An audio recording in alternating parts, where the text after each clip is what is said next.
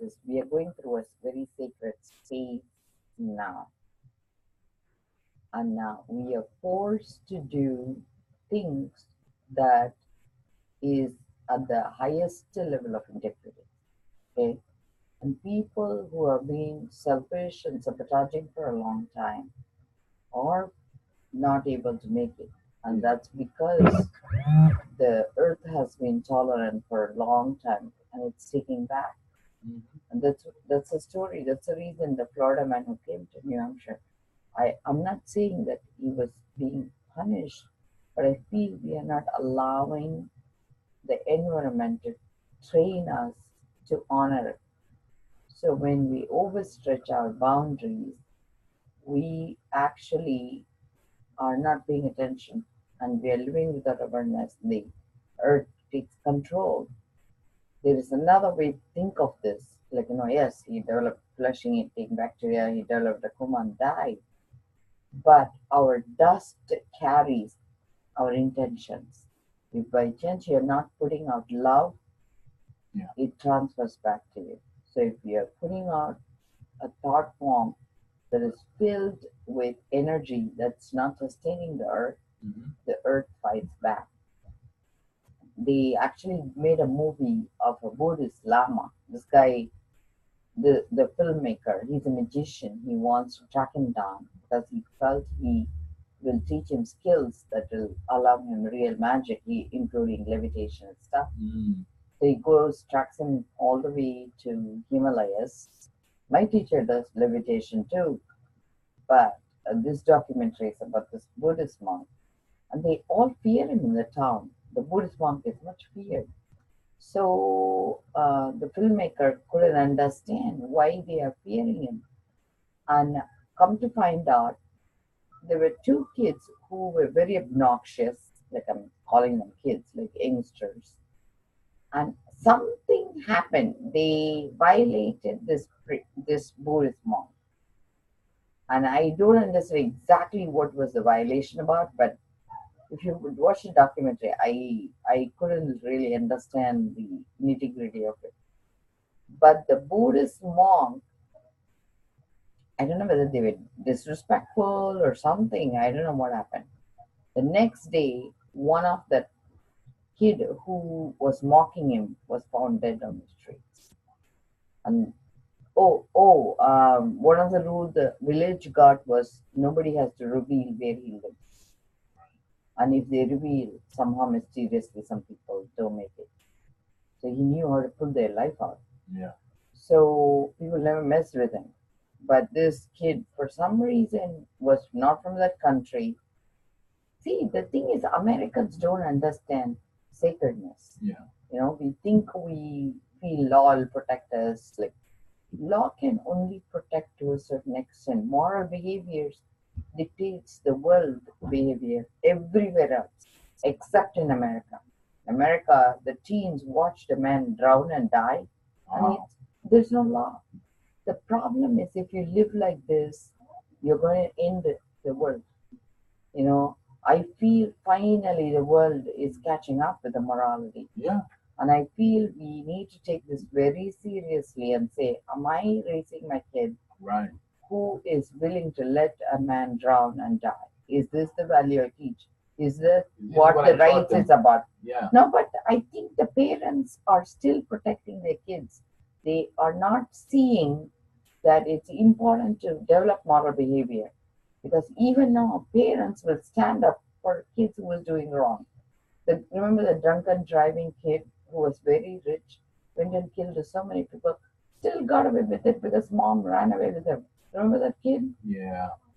So right. we are doing so many things, like including OJ Simpson. Like I feel celebrity can get away with murder. And I feel there is really no morality. Like the girl in Florida who killed her daughter, the jury gave her pardon.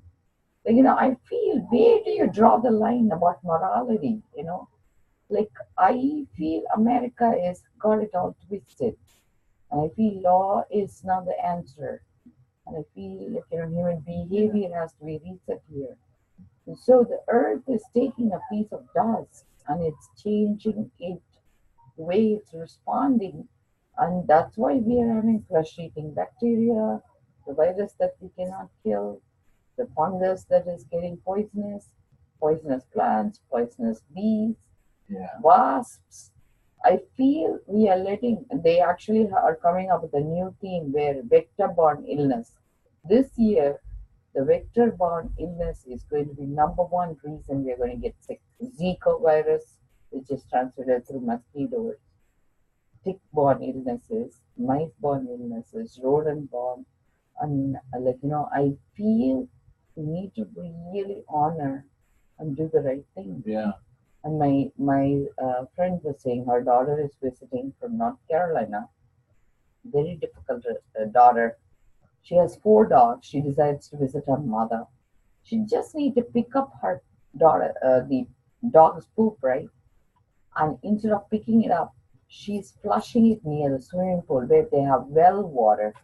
And when the mother says, you need to pick up, she says, this way nobody visits you. Look at you. You're living alone because nobody respects you. And she yells at her mother. She's in her 30s, has children, takes the children, visits her grandmother, and while the mother has to babysit the dog. No accountability. One dog got off the leash. The neighbor was planning to call the police. Ooh. And the daughter says to her, okay, why don't you go? She says, this is your dog. And she says, I'm coming, mom. So you go get the dog. So she goes, apologizes to the neighbor, got the dog, and come to find out the daughter has not even left her grandma, still sitting on a cookout. But that's because they, even in their 30s, they still think. Leech. Hey, that's a leech to me.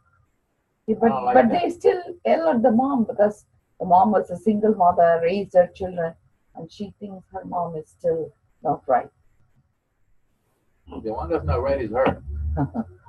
But I feel that's because I tell my friend, I said, you take the children, you go away somewhere, let her watch her dogs.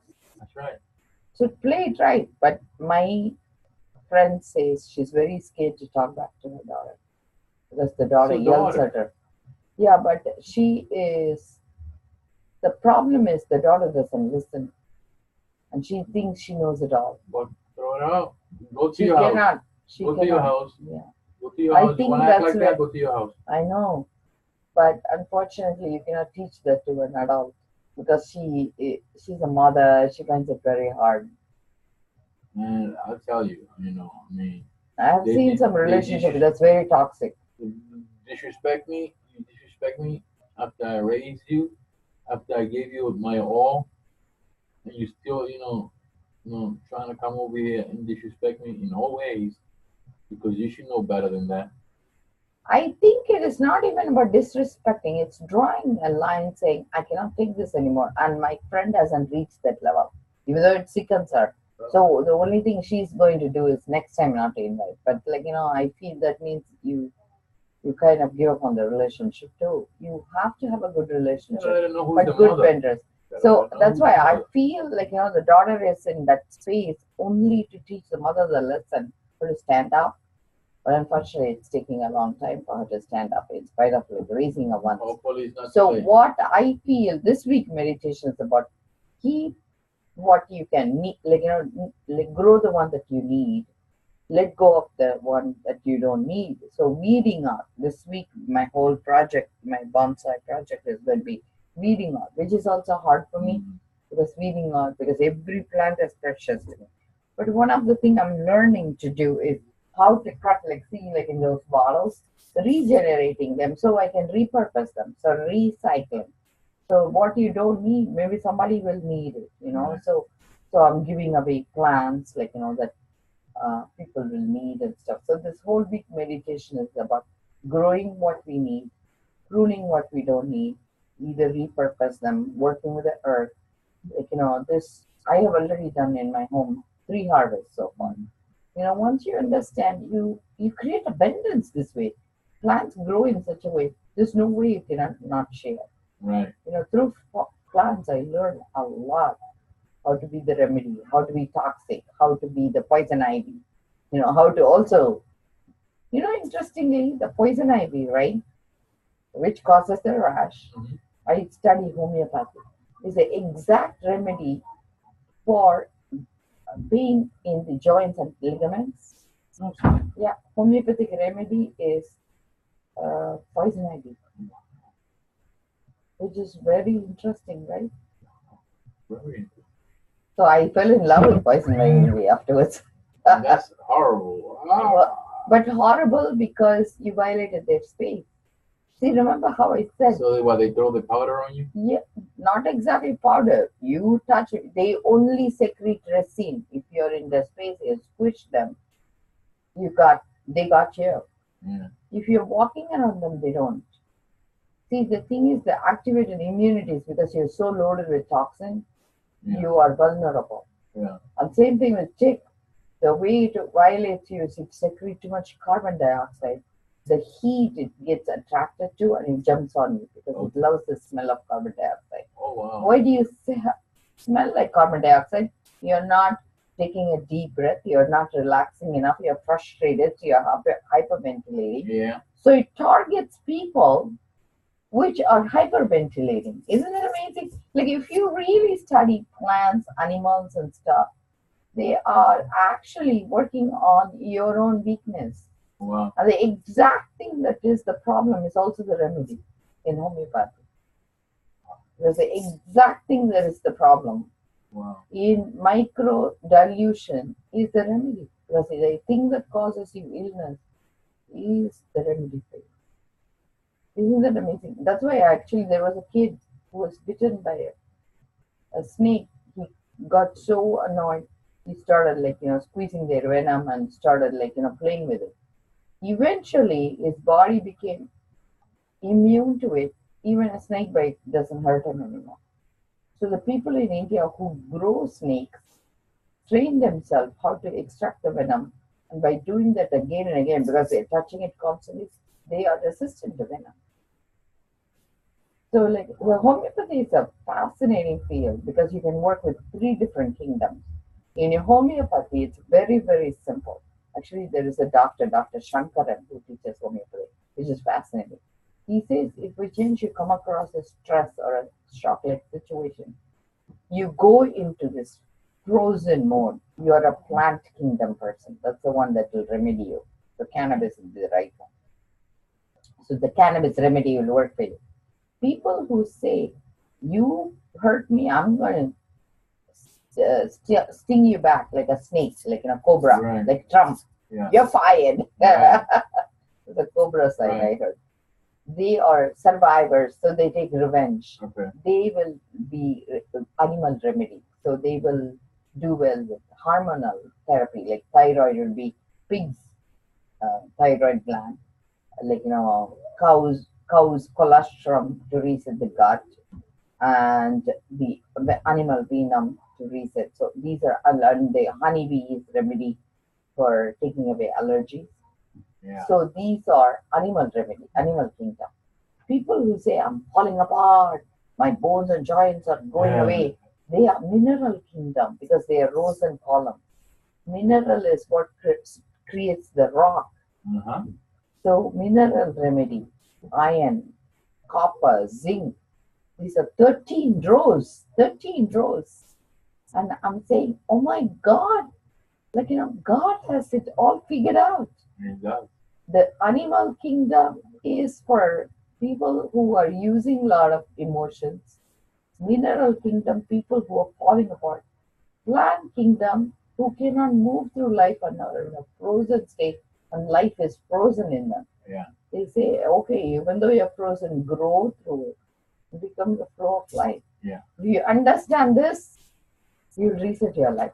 My teacher said, if you understand this, if you're a plant kingdom, become a gardener. So that's why I became a bonsai gardener. If you're an animal kingdom, have a cow farm. He says through cows you learn everything about forgiveness and like how not to turn against your master, do everything.